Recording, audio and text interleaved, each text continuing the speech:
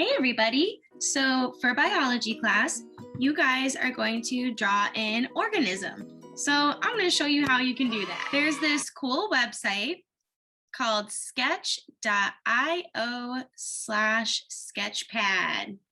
And at this website, you have this blank canvas and you can make anything. Let's start with the paintbrush. The paintbrush is obviously at the icon that looks like a paintbrush. But what's really cool is you can choose all these different ways to represent what you want to draw.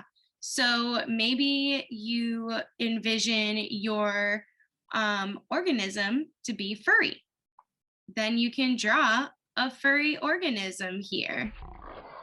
So this is what the furry pen looks like. That's really cool. There's also the streamer. So that's kind of just like your paint. It's kind of cool because it has all these different thicknesses as you're drawing with it. There's also just your standard pen and pencil. So a pen, just gonna have the same width strokes as you're drawing. So those are all different kinds of pens. They also have things like arrow, path, and line that allow you to make things exactly. So if you wanted an arrow, you can see this makes a perfect arrow. If you want a line, like a straight line, this makes a perfectly straight line for you. And just click the check mark when you are satisfied with the line that you drew. Yeah, so definitely play around with these. There's like weird ones like the spirograph. Do you like draw like that? You can also adjust the size. I think the size of that one's like a little weird. Maybe if we make it smaller. Yeah, that looks cool. That's like the spirograph pen. So definitely utilize that to help you make some organisms. Calligraphy is like text. So after the paintbrush, you can check out the different shapes here. So say like on your organism, you wanted it to have like a perfect pentagon on there, then I could draw a pentagon and move it wherever I want on the screen. I can change the style of it, meaning I can change what colors on the inside and the outside of it. You can change how thick these lines are, how many sides it has. So if I want it to be a decagon or a pentagon, and we can even cut out the middle and make it very donut-like. Other shapes, like a weird, I guess, kind of shape that you could have is a spiral. So that's really fun. You could also kind of like change the style of the spiral. So by how many coils it has and how wide those coils are spread out. You can also like determine if you want more coils or less and how thick the lines are there as well. So there's definitely like a lot of different shapes that you can use here too. Next is the clip art. So if you wanted to somehow incorporate one of these clip arts into your organism, by all means, go ahead and do that. So I don't know, say you wanted a pizza on your organism, you can make that happen. Make it bigger just by dragging. And the entire time, I realized I forgot to say this, the entire time I've been drawing, all I do is click and drag.